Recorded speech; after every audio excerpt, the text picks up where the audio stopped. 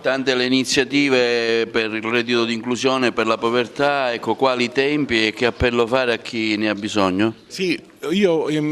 approfitto della vostra disponibilità per diffondere la notizia che dal 1° dicembre è possibile presentare la domanda per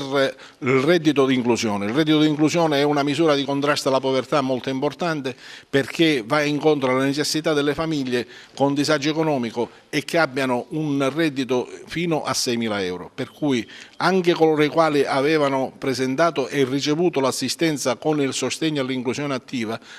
è giusto e conviene che ripresentino la domanda ai servizi sociali del Comune di Agrigento per fare in modo di non avere un'interruzione nell'erogazione dei contributi.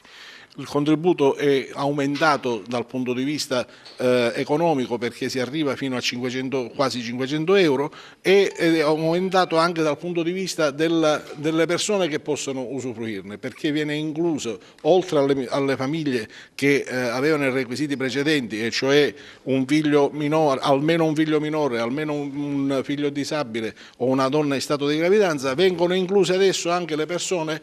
che hanno perso il lavoro e che abbiano più di 55 anni. Questo è uno sforzo che il Governo nazionale ha compiuto e che diciamo, va incontro alle fasce di popolazione più debole, più fragile, ed è un contributo che viene a essere quasi strutturale, nel senso che dura per 12-18 mesi. Dopodiché bisogna fare 6 mesi di interruzione per poter essere ripresentata la domanda, per cui è